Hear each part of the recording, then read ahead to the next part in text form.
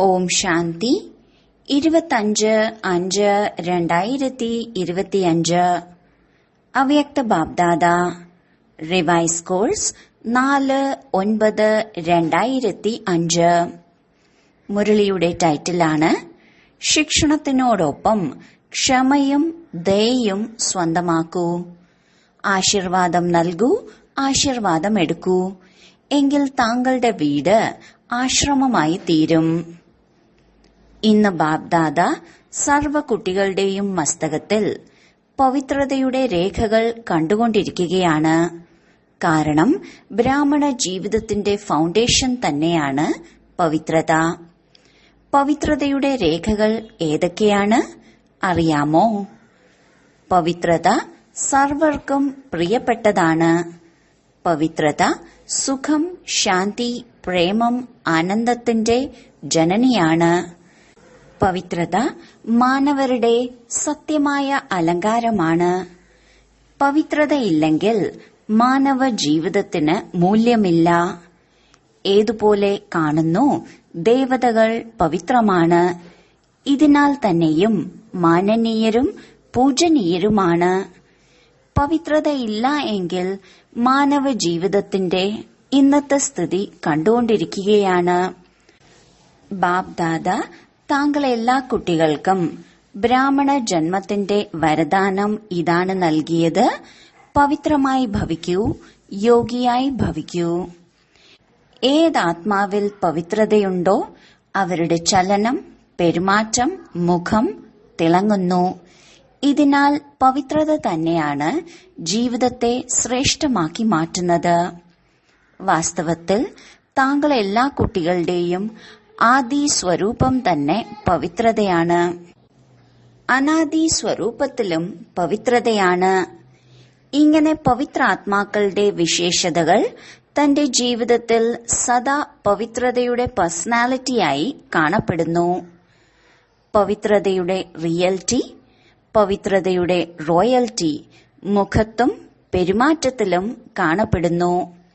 ഈ രേഖകൾ ജീവിതത്തിന്റെ അലങ്കാരമാണ്. യാഥാർത്ഥ്യമാണ് ഞാൻ അനാദി ആദി സ്വരൂപം ഈ സ്മൃതിയിലൂടെ സമർത്ഥമായി തീരുന്നു. റോയൽറ്റിയാണ് സ്വയം സ്വമാനത്തിലിരിക്കുക, ഓരോരുത്തർക്കും ബഹുമാനം നൽകി നടത്തിക്കുക. പേഴ്സണാലിറ്റിയാണ് സദാ സന്തുഷ്ടതയും പ്രസന്നതയും. സ്വയവും സന്തുഷ്ടം, മറ്റുള്ളവരെയും സന്തുഷ്ടമാക്കുന്നവർ. പവിത്രതയിലൂടെ പ്രാപ്തികൾ അനേകമുണ്ട്. ബാബ്ദാദ താങ്കൾ എല്ലാ കുട്ടികൾക്കും എന്തെല്ലാം പ്രാപ്തി ചെയ്യിച്ചിട്ടുണ്ട് അത് അറിയാമല്ലോ. എത്ര സമ്പത്തുകൾ കൊണ്ട് നിറച്ചിരിക്കുന്നു. പ്രാപ്തികളുടെ സ്മൃതി വെക്കുകയാണെങ്കിലും നിറവോടെ ഇരിക്കും. ഏറ്റവും ആദ്യത്തെ സമ്പത്ത് നൽകിയിട്ടുള്ളത് ജ്ഞാനത്തിന്റെ സമ്പത്താണ്. ഇതിലൂടെ ജീവിതത്തിലിരിക്കെ ദുഃഖത്തിൽ നിന്നും അശാന്തിയിൽ നിന്നും മുക്തരാകുന്നു. വ്യർത്ഥ സങ്കല്പം, നെഗറ്റീവ് സങ്കല്പം, വികൽപ്പം, വികർമ്മത്തിൽ നിന്ന് മുക്തരാകുന്നു. ഒരു പക്ഷേ എന്തെങ്കിലും വ്യർത്ഥ സങ്കല്പമോ വികൽപ്പമോ വരികയാണെങ്കിലും ജ്ഞാനത്തിന്റെ ബലത്തിലൂടെ വിജയിയായി തീരുന്നു. രണ്ടാമത്തെ സമ്പത്താണ് ഓർമ്മ, യോഗം. ഇതിലൂടെ ശക്തികൾ പ്രാപ്തമാകുന്നു. ശക്തികളുടെ ആധാരത്തിൽ സർവ പ്രശ്നങ്ങളെയും സർവ വിഘ്നങ്ങളെയും സഹജമായി മറികടക്കുന്നു. മൂന്നാമത്തെ സമ്പത്താണ് ധാരണകളുടെ. ഇതിലൂടെ സർവ ഗുണങ്ങളുടെ പ്രാപ്തി ഉണ്ടാകുന്നു. നാലാമത്തെ സമ്പത്താണ് സേവനത്തിന്റേത്. സേവനം ചെയ്യുന്നതിലൂടെ ആരുടെ സേവനം ചെയ്യുന്നുവോ അവരുടെ ആശീർവാദം ലഭിക്കുന്നു, സന്തോഷം പ്രാപ്തമാകുന്നു. ഇത്രയും സമ്പത്ത് ബാബയിൽ നിന്ന് എല്ലാ കുട്ടികൾക്കും പ്രാപ്തമാകുന്നു. ബാബ എല്ലാവർക്കും ഒരുപോലെയാണ് സമ്പത്ത് നൽകുന്നത്. ചിലർക്ക് കുറവ്, ചിലർക്ക് കൂടുതൽ അല്ല നൽകുന്നത്. എന്നാൽ എടുക്കുന്നവരിൽ വ്യത്യാസം വരുന്നു. ചില കുട്ടികൾ സമ്പത്തുകൾ പ്രാപ്തമാക്കി കഴിച്ച് കുടിച്ച് ആനന്ദിച്ച് ആനന്ദത്തിൽ തന്നെ അത് തീർക്കുകയും ചെയ്യുന്നു. എന്നാൽ ചില കുട്ടികൾ കഴിച്ച് കുടിച്ച് ആനന്ദിച്ച് ശേഖരിക്കുകയും ചെയ്യുന്നു. മറ്റു ചില കുട്ടികൾ കാര്യങ്ങളിലും ഉപയോഗിച്ചുകൊണ്ട് വർദ്ധിപ്പിക്കുന്നു. വർദ്ധിപ്പിക്കുന്നതിനുള്ള താക്കോലാണ് സമ്പത്തുകളെ സ്വയത്തെ പ്രതിയും മറ്റുള്ളവരെ പ്രതിയും ഉപയോഗിക്കുക. ആര് ഉപയോഗിക്കുന്നുവോ അവർ വർദ്ധിപ്പിക്കുന്നു. അപ്പോൾ സ്വയം തന്നോട് ചോദിക്കൂ, ഈ വിശേഷ സമ്പത്തുകളുടെ സമ്പാദ്യമുണ്ടോ? എന്തു പറയുന്നു? അതെ എന്നാണോ അതോ അല്പാൽപം എന്നാണോ? ആരുടെ അടുക്കലാണോ ഈ സമ്പത്തുകൾ ശേഖരിക്കപ്പെട്ടിട്ടുള്ളത് അവർ സദാ നിറവോടെയിരിക്കും. നോക്കൂ, ഏതെങ്കിലും വസ്തു നിറഞ്ഞിരിക്കുന്നതാണെങ്കിൽ അതിൽ ഇളക്കമുണ്ടാകില്ല. നിറഞ്ഞിട്ടില്ല എങ്കിൽ ഇളക്കം തട്ടുന്നു, ഇളകിക്കൊണ്ടിരിക്കും. ഏതു വസ്തുവാകട്ടെ പൂർണമായും നിറച്ചിട്ടില്ല എങ്കിൽ അത് ഇളകുന്നു. ഇവിടെയും സർവസമ്പത്തുകൾ കൊണ്ട് നിറഞ്ഞിട്ടില്ല എങ്കിൽ ഇളക്കത്തിൽ വരുന്നു. സദാ ഈ ലഹരിയുണ്ടായിരിക്കണം. ബാബയുടെ സമ്പത്ത് എന്റെ ജന്മസിദ്ധ അധികാരമാണ്. ബാബ നൽകി, താങ്കൾ എടുത്തു. എല്ലാ സമ്പത്തും ആരുടേതായി? താങ്കളുടേതായില്ലേ? അപ്പോൾ ആരുടെ അടുക്കൽ സമ്പത്തുണ്ടോ അവർക്ക് എത്ര ലഹരിയുണ്ടായിരിക്കും. ഏതുപോലെ ചെറിയൊരു രാജാവിന്റെ മകനും രാജകുമാരനാണ്. അവർക്കറിയില്ല പിതാവിന്റെ അടുക്കൽ എന്തെല്ലാം സമ്പത്തുണ്ട് എന്ന്. എന്നാലും ലഹരിയുണ്ടായിരിക്കും. പിതാവിന്റെ സമ്പത്ത് എന്റെ സമ്പത്താണ്. ആ സമ്പത്തിന്റെ സന്തോഷവും ഉണ്ടായിരിക്കും. സന്തോഷം കുറയുന്നുവെങ്കിൽ അതിന്റെ കാരണം എന്താകും? ബാബ സമ്പത്ത് തന്നിട്ടുണ്ട്. എന്നാൽ ഒന്നുണ്ട്, കേൾക്കുന്നവർ മറ്റുള്ളവരാണ് ഉൾക്കൊള്ളുന്നവർ. ആരാണോ ഉൾക്കൊള്ളുന്നത് അവരാണ് ലഹരിയിൽ ഇരിക്കുന്നത്. ഇന്ന് പുതിയ കുട്ടികളും വന്നിട്ടുണ്ട്. ബാപ് ദാദ താങ്കൾ ലക്കി കുട്ടികൾക്ക് താങ്കൾ എല്ലാവരുടെയും ഭാഗ്യത്തിന്റെ ആശംസകൾ തരികയാണ്. തന്റെ ഭാഗ്യത്തെ തിരിച്ചറിഞ്ഞോ? പരമാത്മാ സ്നേഹം, അവിനാശി സ്നേഹം ഇത് ഒരു ജന്മത്തേക്ക് മാത്രമല്ല, അനേക ജന്മത്തേക്ക് സദാ ഈ സ്നേഹം നിലനിൽക്കുന്നു. കാരണം ഇപ്പോൾ ഏത് സമയമാണോ നടക്കുന്നത്, ഈ സമയവും സംഗമയുഗം ഭാഗ്യവാൻ യുഗമാണ്. സത്യുഗത്തെയും ഭാഗ്യവാനെന്ന് പറയും. എന്നാൽ വർത്തമാന സംഗമയുഗത്തിന്റെ സമയം അതിനേക്കാളും ഭാഗ്യവാനാണ്. എന്തുകൊണ്ട്? ഈ സംഗമയുഗത്തിൽ ബാബയിൽ നിന്ന് അഖണ്ഡ ഭാഗ്യത്തിന്റെ വരദാനം സമ്പത്ത് പ്രാപ്തമാക്കുന്നു. അപ്പോൾ ഇങ്ങനെയുള്ള സംഗമയുഗത്തിൽ ഭാഗ്യവാനായ സമയത്ത് താങ്കളെല്ലാവരും തന്റെ ഭാഗ്യം എടുക്കുന്നതിനായി എത്തിയിരിക്കുകയാണ്. ബാബ്ദാദ കുട്ടികൾക്ക് വളരെ സഹജമായ ഒരു പുരുഷാർത്ഥത്തിന്റെ വിധി കേൾപ്പിക്കുന്നു.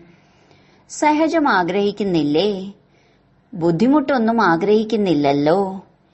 ഈ കുട്ടികൾക്ക്, അതായത് പഴയവർക്കാണെങ്കിൽ ഭാഗ്യത്തിന്റെ സഹജവിധി ലഭിച്ചിരിക്കുകയാണ്. ലഭിച്ചിട്ടില്ലേ? ഏറ്റവും സഹജവും മറ്റൊന്നും തന്നെ ചെയ്യേണ്ടതില്ല. ഒരൊറ്റ കാര്യം മാത്രം. ഒരു കാര്യം ചെയ്യാൻ സാധിക്കുമല്ലോ. ഉവ് എന്ന് പറയൂ, അല്ലെങ്കിൽ ഇല്ല എന്ന് പറയൂ ഹാൻജി. അപ്പോൾ എല്ലാത്തിലും സഹജമായ മാർഗമാണ്. അമൃതവേള മുതൽ ആരെല്ലാം കാണുന്നുവോ അവരിൽ നിന്നെല്ലാം ആശീർവാദമെടുക്കൂ. അവർക്ക് ആശീർവാദം നൽകൂ. ദേഷ്യമുള്ളവർ വന്നാലും താങ്കൾ അവർക്ക് ആശീർവാദം നൽകൂ, ആശീർവാദം എടുക്കൂ. കാരണം ആശീർവാദം തീവ്ര പുരുഷാർത്ഥത്തിലെ വളരെ സഹജമായ യന്ത്രമാണ്. ഏതുപോലെ സയൻസിൽ റോക്കറ്റ് ഉണ്ടല്ലോ, എത്ര പെട്ടെന്നാണ് കാര്യങ്ങൾ ചെയ്യുന്നത്. ഇതുപോലെ ആശീർവാദം നൽകുക, ആശീർവാദം എടുക്കുക. ഇതും ഒരു വളരെ സഹജ മാർഗമാണ് മുന്നേറുന്നതിന്. അമൃതവേള ബാബയിൽ നിന്ന് സഹജ ഓർമ്മയിലൂടെ ആശീർവാദമെടുക്കൂ. മുഴുവൻ ദിവസവും ആശീർവാദം നൽകൂ, ആശീർവാദം എടുക്കൂ. ഇത് ചെയ്യാൻ സാധിക്കുമോ? ചെയ്യാൻ സാധിക്കുമെങ്കിൽ കൈ ഉയർത്തൂ. ആരെങ്കിലും ശാപം തരികയാണെങ്കിൽ എന്ത് ചെയ്യും? തുടർച്ചയായി നിങ്ങളെ ശല്യപ്പെടുത്തിയാലോ? നോക്കൂ, താങ്കൾ പരമാത്മാവിന്റെ കുട്ടികൾ, ദാതാവിന്റെ കുട്ടികൾ. ദാതാവാണല്ലോ, മാസ്റ്റർ ദാതാവ് തന്നെയാണ്. അപ്പോൾ ദാതാവിന്റെ ജോലി എന്താണ്? കൊടുക്കുക എന്നതാണ്. അപ്പോൾ ഏറ്റവും നല്ല കാര്യമാണ് ആശീർവാദങ്ങൾ കൊടുക്കുക.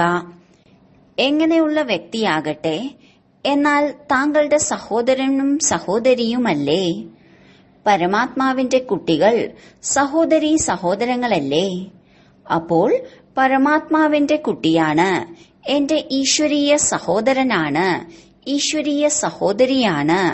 അവർക്ക് എന്ത് നൽകും? ശാപം കൊടുക്കുമോ? ബാബ എപ്പോഴെങ്കിലും ശാപം തന്നിട്ടുണ്ടോ? കൊടുക്കുമോ? കൊടുക്കാറുണ്ടോ? അതെ എന്നാണോ, ഇല്ല എന്നാണോ? അതെ അല്ലെങ്കിൽ ഇല്ല എന്ന് പറയൂ.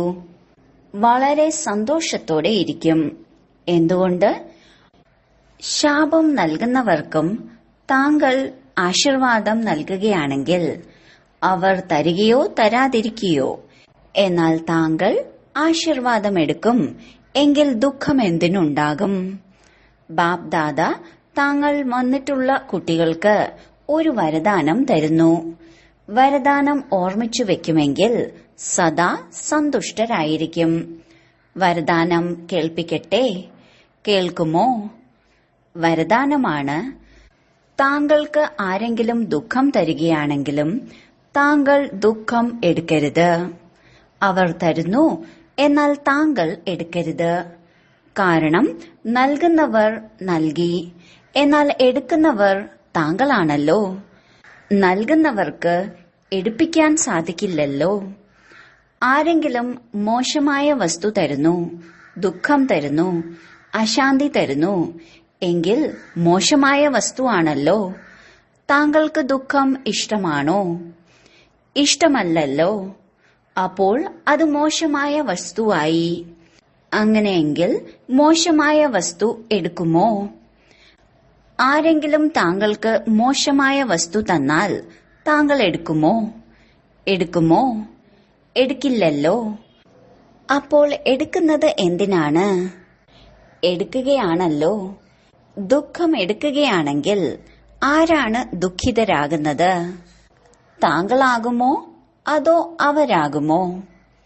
എടുക്കുന്നവരാണ് കൂടുതൽ ദുഃഖിതരാകുന്നത്. ഇനി ദുഃഖം എടുക്കുന്നില്ല എങ്കിൽ പകുതി ദുഃഖം താങ്കളുടേത് നഷ്ടമാകും. എടുക്കുന്നേയില്ലല്ലോ. ഇനി താങ്കൾ ദുഃഖത്തിനു പകരം അവർക്ക് സുഖം നൽകുകയാണെങ്കിൽ ആശീർവാദം ലഭിക്കുമല്ലോ. അപ്പോൾ സുഖിയുമായിരിക്കും. ആശീർവാദങ്ങളുടെ സമ്പത്തും നിറഞ്ഞുകൊണ്ടിരിക്കും. ഓരോ ആത്മാവിൽ നിന്നും എങ്ങനെയുള്ളവരായാലും താങ്കൾ ആശീർവാദം എടുക്കൂ. ശുഭഭാവന, ശുഭകാമന വയ്ക്കൂ. ഇടയ്ക്കിടയ്ക്ക് എന്താണ് സംഭവിക്കുന്നത്? ചിലർ ഇങ്ങനെയുള്ള കാര്യം ചെയ്യുന്നു, പരിശ്രമിക്കുന്നുമുണ്ട് ശിക്ഷണം നൽകുന്നതിന്. ഇവരെ ശരിയാക്കാം എന്ന് ചിന്തിച്ച് ശിക്ഷണം നൽകുന്നു. ശിക്ഷണം കൊടുത്തോളൂ. എന്നാൽ ശിക്ഷണം കൊടുക്കുന്നതിനുള്ള സർവോത്തമ വിധിയാണ് ക്ഷമയുടെ രൂപത്തിൽ ശിക്ഷണം നൽകൂ. ശിക്ഷണം മാത്രമല്ല കൊടുക്കേണ്ടത്, ദയ കാട്ടുകയും ക്ഷമിക്കുകയും ചെയ്യൂ. ശിക്ഷണവും നൽകൂ. 2 വാക്കുകൾ ഓർമ്മിച്ചു വെക്കണം: ശിക്ഷണവും ക്ഷമയും ദയയും. ദയാഹൃദയരായി അവർക്ക് ശിക്ഷണം നൽകുകയാണെങ്കിൽ നിങ്ങളുടെ ശിക്ഷണം ഉപകരിക്കും. ദയാഹൃദയരായി അല്ല ശിക്ഷണം കൊടുക്കുന്നതെങ്കിൽ ശിക്ഷണം ഒരു ചെവിയിലൂടെ കേട്ട് മറു ചെവിയിലൂടെ കളയും. ശിക്ഷണം ധാരണയാവില്ല. ഇങ്ങനെയല്ലേ? അനുഭവമുണ്ടല്ലോ. താങ്കളും ആരുടെയും ശിക്ഷകരാകുന്നില്ലല്ലോ. ശിക്ഷകരാകുക എളുപ്പമാണ്. എന്നാൽ ക്ഷമിക്കുകയും വേണം. രണ്ടും ഒപ്പമൊപ്പം വേണം. ഇപ്പോൾ മുതൽ ദയയും ദയ കാട്ടുന്നതിനുള്ള വിധിയാണ് ശുഭഭാവന, ശുഭകാമന. ഏതുപോലെ പഴഞ്ചൊല്ലുണ്ടല്ലോ, സത്യമായ സ്നേഹം കല്ലിനെയും വെള്ളമാക്കി മാറ്റുന്നു എന്ന്. ഇതുപോലെ തന്നെ ക്ഷമാസ്വരൂപത്തോടെ ശിക്ഷണം നൽകുകയാണെങ്കിൽ നിങ്ങൾ ആഗ്രഹിക്കുന്നത് പോലെ അവരെന്ത് ചെയ്യരുത് എന്ന് ചിന്തിക്കുന്നുവോ അത് നടക്കുന്നില്ല എന്നത് പ്രത്യക്ഷത്തിൽ കാണപ്പെടും. താങ്കളുടെ ദയാഹൃദയരായി ശിക്ഷണം നൽകുന്നതിന്റെ പ്രഭാവം അവരുടെ കഠിന ഹൃദയത്തെയും പരിവർത്തനം ചെയ്യും. അപ്പോൾ വരദാനം ലഭിച്ചുവോ? ദുഃഖം കൊടുക്കരുത്, ദുഃഖം എടുക്കരുത്. ഇഷ്ടമാണല്ലോ. ഇഷ്ടമാണ് എങ്കിൽ ഇനി മുതൽ എടുക്കരുത്. തെറ്റ് പറ്റരുത്. ബാബ ഒരിക്കലും ദുഃഖം നൽകുന്നില്ല. അപ്പോൾ ഫോളോ ഫാദർ ചെയ്യണമല്ലോ. ചെയ്യുകയാണ്. ഇടയ്ക്കിടയ്ക്ക് അല്പം വഴക്കും പറയുന്നു. വഴക്ക് പറയരുത്, ദയ കാട്ടൂ. ദയോടൊപ്പം ശിക്ഷണം നൽകൂ. ആരെയെങ്കിലും തുടർച്ചയായി വഴക്ക് പറയുന്നതിലൂടെ ആത്മാവ് ശത്രുവായി തീരുന്നു, വെറുപ്പുണ്ടാകുന്നു. പരമാത്മാ കുട്ടികളല്ലേ? അപ്പോൾ ഏതുപോലെ ബാബ പതീതരെയും പാവനമാക്കുന്നവരാണോ, അതുപോലെ താങ്കൾക്കും ദുഃഖിതർക്ക് സുഖം നൽകാൻ സാധിക്കില്ലേ? ഇവിടുന്ന് പോയി ട്രയൽ ചെയ്യണം. ട്രയൽ ചെയ്യുമല്ലോ. ആദ്യം ചാരിറ്റി ബിഗിൻസ് അറ്റ് ഹോം.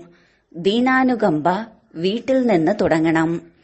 പരിവാരത്തിൽ ആരെങ്കിലും ദുഃഖം നൽകുകയാണെങ്കിൽ ദുഃഖം എടുക്കരുത്. ആശീർവാദം നൽകണം. ദയാഹൃദയരാകണം. ആദ്യം വീട്ടുകാരിൽ ഇത് പ്രയോഗിക്കൂ. താങ്കളുടെ വീടിന്റെ പ്രഭാവം അയൽപ്പക്കത്തും വരും. അയൽപ്പക്കത്തിന്റെ പ്രഭാവം രാജ്യത്തിലും വരും. രാജ്യത്തിന്റെ പ്രഭാവം വിശ്വത്തിലും വരും. സഹജമല്ലേ? തന്റെ പരിവാരത്തിൽ നിന്ന് തുടങ്ങൂ.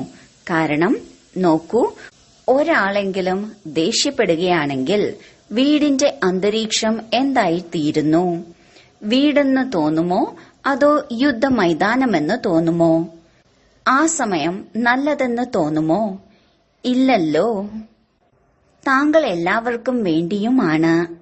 ബ്രാക്കറ്റിൽ ഇന്ന് വിഐപിസിനോടൊപ്പം മധുബനിലെ സമർപ്പിത സഹോദരീ സഹോദരന്മാർ മുന്നിലിരിപ്പുണ്ട്.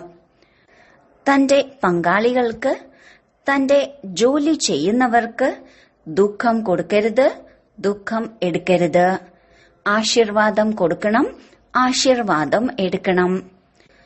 താങ്കൾ അധികാരത്തോടെ ഇങ്ങനെയുള്ള സമയത്തും ഹൃദയപൂർവം എന്റെ ബാബ എന്ന് പറയുമെങ്കിൽ, പരമാത്മാ ബാബ, എന്റെ ബാബ പറയാറുണ്ട്, ഭഗവാൻ സദാ ഹാജരാണ്. താങ്കൾ ഹൃദയപൂർവം അധികാര രൂപത്തിൽ ഇങ്ങനെയുള്ള സമയത്ത് എന്റെ ബാബ എന്ന് പറഞ്ഞാൽ ബാബ യജമാനൻ ഹാജരായിത്തീരും. കാരണം ബാബ ആർക്ക് വേണ്ടിയാണ്? കുട്ടികൾക്ക് വേണ്ടിയല്ലേ? അധികാരിയായ കുട്ടികൾക്ക് ബാബ സഹയോഗം നൽകാതിരിക്കുക ഇതൊരിക്കലും സാധ്യമല്ല, അസംഭവ്യമാണ്. അപ്പോൾ പരിവർത്തനം ചെയ്തു പോകുക. ഏതുപോലെ വന്നുവോ അതുപോലെ പോകരുത്. പരിവർത്തനം ചെയ്തു തന്നെ പോകണം. കാരണം നോക്കൂ, ഇത്രയും ചിലവഴിച്ച് വന്നിരിക്കുകയാണ്. ടിക്കറ്റിന് പൈസയായല്ലോ. ചിലവും ചെയ്തു, സമയവും നൽകി. അതിന് മൂല്യം കൊടുക്കണമല്ലോ. അപ്പോൾ മൂല്യമാണ് സ്വപരിവർത്തനത്തിലൂടെ ആദ്യം വീടിന്റെ പരിവർത്തനം, പിന്നെ വിശ്വത്തിന്റെ, ദേശത്തിന്റെ പരിവർത്തനം. താങ്കളുടെ വീട് ആശ്രമമായി തീരണം. വീടല്ല ആശ്രമം. ശാസ്ത്രങ്ങളിലും പറയുന്നുണ്ട് ഗൃഹസ്ഥാശ്രമം. എന്നാൽ ഇന്ന് ആശ്രമമല്ല. ആശ്രമം വേറെ, വീട് വേറെയാണ്. അപ്പോൾ വീടിനെ ആശ്രമമാക്കണം. ആശീർവാദം കൊടുക്കണം, എടുക്കണം. ഇത് ആശ്രമത്തിന്റെ കാര്യമാണ്. താങ്കളുടെ വീട് അമ്പലമായി തീരും. അമ്പലത്തിലെ മൂർത്തി എന്താണ് ചെയ്യുന്നത്? ആശീർവാദം കൊടുക്കുകയാണല്ലോ. മൂർത്തിയുടെ മുന്നിൽ ചെന്നിട്ട് എന്ത് പറയുന്നു? ആശീർവാദം നൽകൂ. മെഴ്സി മെഴ്സി എന്ന് പറഞ്ഞ് നിലവിളിക്കുന്നു. അപ്പോൾ താങ്കൾ ഇനി എന്തു കൊടുക്കും? ആശീർവാദം. ഈശ്വരീയ സ്നേഹം കൊടുക്കൂ, ആത്മീയ സ്നേഹം. ശരീരത്തിന്റെ സ്നേഹമല്ല, ആത്മീയ സ്നേഹം. ഇന്നത്തെ കാലത്തെ സ്നേഹം സ്വാർത്ഥതയുടെ സ്നേഹമാണ്, സത്യമായ ഹൃദയത്തിന്റെ സ്നേഹമല്ല. എന്തെങ്കിലും സ്വാർത്ഥതയുണ്ടെങ്കിൽ സ്നേഹം കൊടുക്കും. സ്വാർത്ഥതയില്ല എങ്കിൽ ഡോണ്ട് കെയർ. അപ്പോൾ താങ്കൾ എന്ത് ചെയ്യും? ആത്മീയ സ്നേഹം കൊടുക്കണം, ആശീർവാദം കൊടുക്കണം. ദുഃഖമെടുക്കരുത്, ദുഃഖം കൊടുക്കരുത്. നോക്കൂ, താങ്കൾക്ക് ചാൻസ് ലഭിച്ചിട്ടുണ്ട്. ബാബ്ദാദയ്ക്കും സന്തോഷമുണ്ട്. ഇത്രയും പേര് വന്നിട്ടുണ്ട്. ബ്രാക്കറ്റിൽ ഭാരതത്തിൽ നിന്ന് ഏകദേശം 250 VIPs റിട്രീറ്റിന് വന്നിരിക്കുന്നു. ഇത്രയും വീടുകൾ ആശ്രമമാകുമല്ലോ, ആക്കുമല്ലോ. ഉറപ്പാണോ? അതോ കുറച്ചു കുറച്ച് ഉറപ്പില്ലയോ? ആര് മനസ്സിലാക്കുന്നുവോ എന്തു തന്നെ സംഭവിച്ചാലും അല്പം സഹിക്കേണ്ടി വരും. ഉൾക്കൊള്ളുവാനുള്ള ശക്തി കാര്യത്തിൽ ഉപയോഗിക്കേണ്ടി വരും. എന്നാലും സഹനശക്തിയുടെ ഫലം വളരെ മാധുര്യമുള്ളതാണ്. സഹിക്കേണ്ടി വരുന്നുവെങ്കിലും ഫലം വളരെ മാധുര്യമുള്ളതാണ്. അപ്പോൾ ആരാണോ ഉറച്ച പ്രതിജ്ഞ എടുക്കുന്നത്, ഓരോ വീടിനെയും സ്വർഗമാക്കി മാറ്റാം, അമ്പലമാക്കി മാറ്റാം, ആശ്രമമാക്കി മാറ്റാം, അവർ കൈപ്പൊക്കൂ. കണ്ടു കണ്ടില്ല രീതിയിൽ ഉയർത്തരുത്. കാരണം ബാബ്ദാദ പിന്നെ കണക്ക് നോക്കും. ചുറ്റും നോക്കി കൈ ഉയർത്തരുത്. സത്യമായ മനസ്സിന്റെ കൈ, മനസ്സുകൊണ്ട് കൈ ഉയർത്തൂ. ശരി ദാദിമാരെ, ഇവർക്കെന്ത് പ്രൈസ് കൊടുക്കും? പറയൂ ദാദിമാരെ. ഇത്രയും അമ്പലം ആകുകയാണെങ്കിൽ താങ്കൾ ഇവർക്ക് എന്ത് പ്രൈസ് കൊടുക്കും? ബ്രാക്കറ്റിൽ അവർ അവരുടെ വീട്ടുകാരെ കൊണ്ടുവരട്ടെ.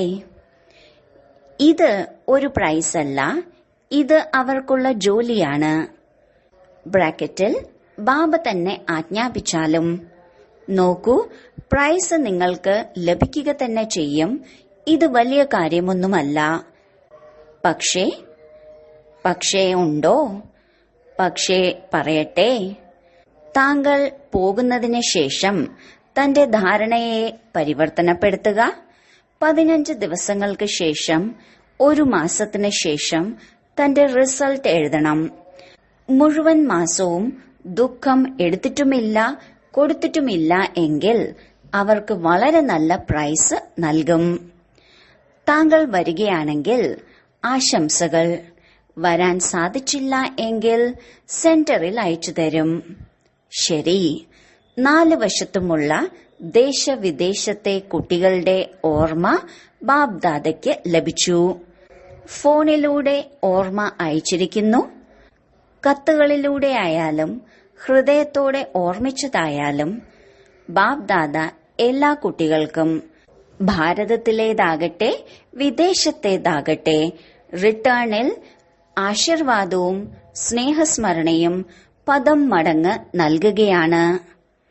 4 വശത്തുമുള്ള പരമാത്മാ സ്നേഹത്തിന്റെ അധികാരി കുട്ടികൾക്ക് 4 വശത്തും സർവസമ്പത്തുകൾ കൊണ്ട് നിറഞ്ഞിരിക്കുന്ന നിർവിഘ്ന, നിർവികൽപ, നിർവ്യർത്ഥ സങ്കല്പത്തിലിരിക്കുന്ന ശ്രേഷ്ഠ ആത്മാക്കൾക്ക് ഒപ്പത്തിനൊപ്പം പരിവർത്തനമാകുന്നതിലും പരിവർത്തനപ്പെടുത്തുന്നതിന്റെയും ഉത്സാഹത്തിലും ഉന്മേഷത്തിലും പറക്കുന്ന കുട്ടികൾക്ക് അതിനോടൊപ്പം ബാബ്ദാദയ്ക്ക് സത്യമായ ഹൃദയത്തോടെ വാർത്ത നൽകുന്ന സത്യമായ ഹൃദയമുള്ള കുട്ടികൾക്ക്, വിശേഷിച്ച് ദിലാരാമന്റെ രൂപത്തിൽ, ബാബയുടെ രൂപത്തിൽ, ശിക്ഷകന്റെ രൂപത്തിൽ, സദ്ഗുരുവിന്റെ രൂപത്തിൽ പദം മടങ്ങ് സ്നേഹസ്മരണകൾ.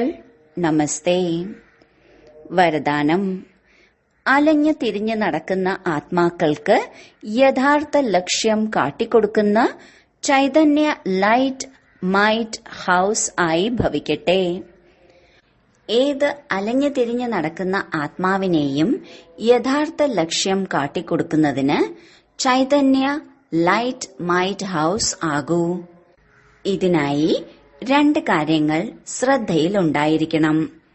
ഒന്ന്, ഓരോ ആത്മാവിന്റെയും ആഗ്രഹം തിരിച്ചറിയുക. ഏതുപോലെ യോഗ്യ ഡോക്ടറെന്ന് അവരെയാണ് പറയുന്നത്, ആരാണോ നാഡി തിരിച്ചറിയുന്നത്. ഇങ്ങനെ തിരിച്ചറിയാനുള്ള ശക്തി സദാ യൂസ് ചെയ്യണം. 2, സദാ തന്റെ അടുക്കൽ സർവ സമ്പത്തുകളുടെയും അനുഭവം നിലനിർത്തണം. സദാ ഈ ലക്ഷ്യം വെക്കണം, കേൾപ്പിക്കുകയല്ല, എന്നാൽ സർവ സംബന്ധങ്ങളുടെയും സർവശക്തികളുടെയും അനുഭവം ചെയ്യിപ്പിക്കണം. സ്ലോഗൻ: മറ്റുള്ളവരെ കറക്ഷൻ ചെയ്യുന്നതിന് പകരം ഒരു ബാബയോട് ശരിയായ കണക്ഷൻ വയ്ക്കൂ. അവ്യക്ത സൂചന: ആത്മീയ റോയൽറ്റിയും പവിത്രതയുടെ പേഴ്സണാലിറ്റിയും ധാരണ ചെയ്യൂ. തന്റെ നിജ സ്വരൂപം അല്ലെങ്കിൽ വരദാനി സ്വരൂപം സദാ സ്മൃതിയിലുണ്ടെങ്കിൽ അപവിത്രതയുടെയോ വിസ്മൃതിയുടെയോ പേരും അടയാളവും സമാപ്തമായി തീരും. വിസ്മൃതിയും അപവിത്രതയും എന്താണ്? ഇതിന്റെ തന്നെയും അവിദ്യ ഉണ്ടാകണം. കാരണം ഈ സംസ്കാരം അല്ലെങ്കിൽ സ്വരൂപം താങ്കളുടേതല്ല, പകരം താങ്കളുടെ കഴിഞ്ഞ ജന്മത്തിലേതായിരുന്നു. ഇപ്പോൾ താങ്കൾ ബ്രാഹ്മണനാണ്.